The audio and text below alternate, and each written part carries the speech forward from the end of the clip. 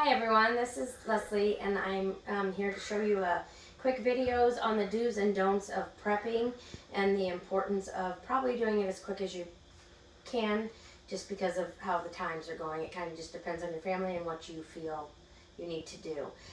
Some of the don'ts that we're going to talk about might come to as a shock to a few of you, so let's just get started with the video.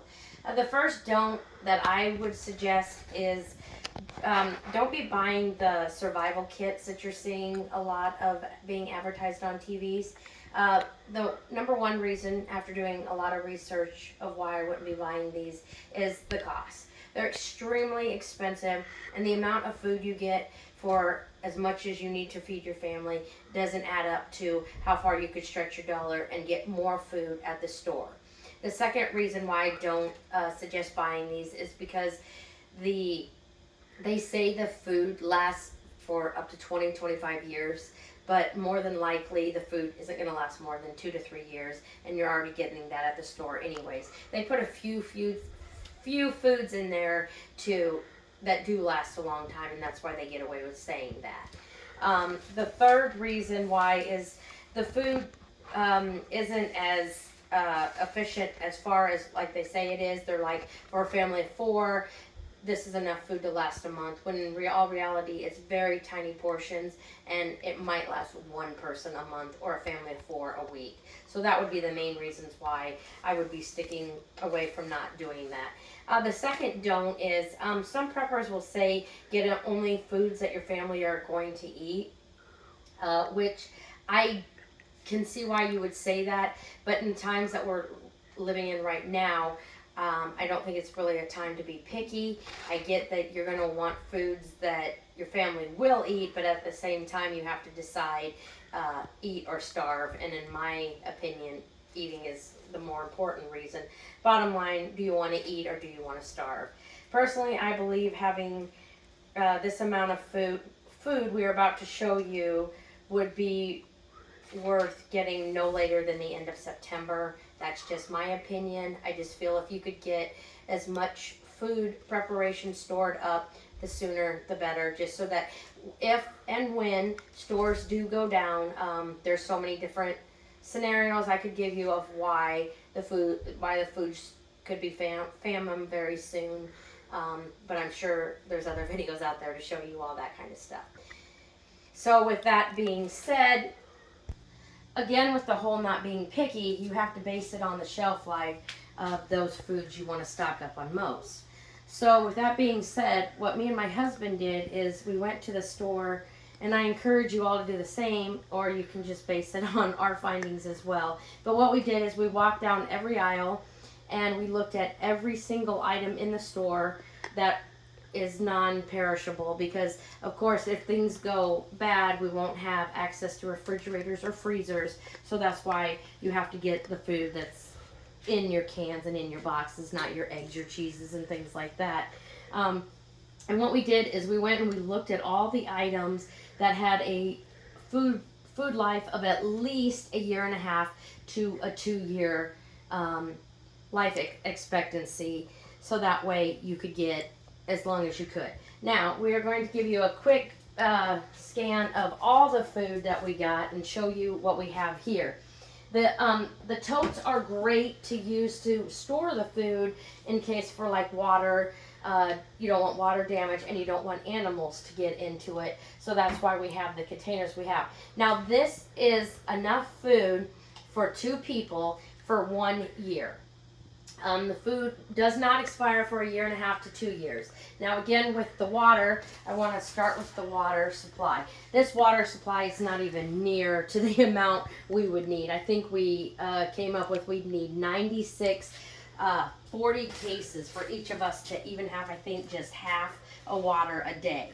So there's, maybe you have storage and can do that. I would say if you do, stock up on water now and get a lot of it, because water is soon going to be like the toilet paper scare. It is going to be gone. If you do not have access to a lot of storage of water, I definitely suggest getting one or both of these. This is a Call of Life straw, and it can be used, so say like your pool water outside. Don't be draining your pools this year. Works for if you need to drink the pool water, river water, things like that. This is the same kind of thing, same process, just a different type of life straw you can use. You just put it in the pouches instead of drinking it directly. A third thing to keep in mind is you can boil water, so make sure you have pans that can be put on a wood-burning stove. Wood-burning stove, necessity to have. Make sure you get one of those. But if you had a pan, you could take water, boil it, and drink that as well too. Iodine pills are another option you can use as well. Now the reason I say the wood-burning stove is a must, and we just purchased one right now, is because some of these foods you might have to cook on a stove, like your rice, and we'll get into that, and your spaghetti and your macaroni and cheeses, where these you can eat right out of the can. So yes, it is important to have water, good water supply. A heat source is another good reason for the wood burning stove, and the cooking is the third reason for burning stove. Now we're gonna get, now that we've talked about the water, now we do have another video that's coming out at the same time that my husband's doing, and it's everything you need in a bug out bag.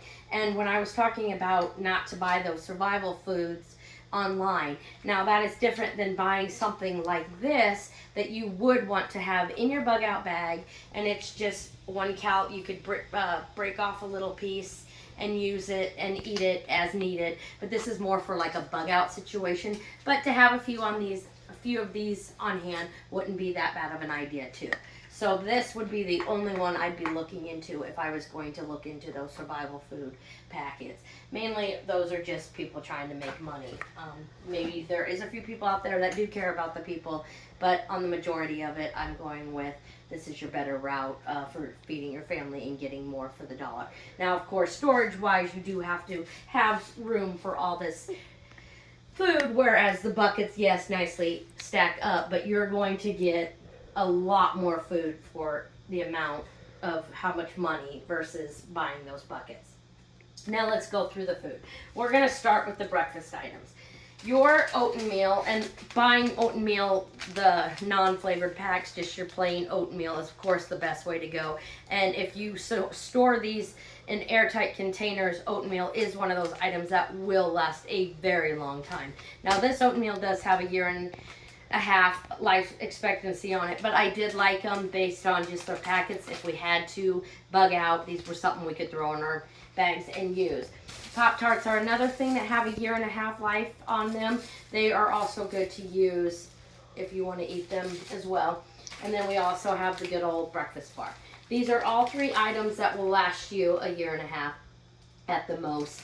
And so that's the breakfast items. And then we also have, if you would have access, again, you can do these right on your stove, your wood burning stove. It's your pancake mix. You can get a lot of pancake mix for a good price, and it feeds a lot of people, and the expiration date does last a long time. But again, you're going to have access to a heat source with this one. Now your syrup, you got your syrup, and that lasts, I think, I want to say 2 years is a good expectancy on the syrup. So stocking up on the syrup, you could also just drink this straight out of the bottle too. And then now, of course, everybody knows honey. Honey lasts forever. There's no expiration date on this, so stock up on as much honey as you can too, if you possibly can. Now we'll go into the actual, these were the actual foods that we found out of all of them that did have the longest expectancy life. Now your noodles are going to last a long time, so pick up on as much noodles as you can. Of course, if you're going to do your macaroni and cheese, you're going to have to, you won't have probably access to milk, so if you want to buy the powdered milk, I know people are all into the powdered milk and the dry beans, so that's something you can decide for your family, but more than likely you're just going to have to use water, which is fine. Other ideas for noodles are you can use, let me see, I don't have them out, sorry, are the bigger boxes, but of course when you're going versus storage, you can get a ton more of these in a big thing versus this. So it's kind of just based again on storage, but if you don't want to be eating spaghetti every day. But again, we can't be picky in these times. Now, for some reason with your rice, you have to get the minute rice. You cannot get the off-brand rice. I don't know why.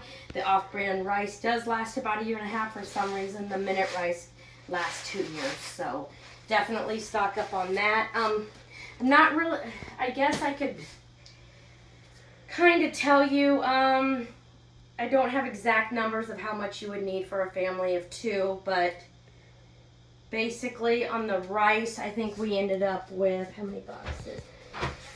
1, 2, 3, 4, 5, 6, 7, 8, 16. I want to say maybe 20 boxes of rice. Pancake mix, I do know it was 5. Syrup, I just picked up, I think, 10. Pop-Tarts, I think it was 42 in a pack. And I want to say I know I picked up 3 big boxes of the 42 count. The breakfast bars, I think I got 72. The oatmeal, I want to say we picked up maybe 50 boxes. So it's kind of just based on your family, on how many you need to get of each thing. Spaghetti sauce. We went with the canned spaghetti sauce because the jars, you don't want to be messing with jars, especially if, because they break easy and stuff like that. You also want to try to get as many pop can lid opens as you can, but also stock up on can openers because you're probably going to need about 3 or 4 in case they break. But yeah, this will work if you don't even have a pan, and you can just put it on the wood burning stove and just stir it up and eat it, and that will feed a huge family. So the spaghetti sauces, it would be 12 times. I want to say about 84 of these feeds a family. And this is going to feed more than a family of 2. This would definitely do your family of 4. So I got about 80 cans of that. The next thing is the Denti Moors, and I like them because they have the pop can lid, and it feeds, I want to say this feeds 3 people, but they get about 200 to 300 calories each, and they last, all these cans that I talk about now last at least 2 years or more. They're a little bit more pricier, so we didn't pick up as many, but I'm going to say 6, 12, 18, 24, 32. I'm going to say about, if you can, 60 cans of these. But again, you can go straight to all these and not these because the Campbell's Chunky are cheaper. But that's up to you. So 60 cans of that.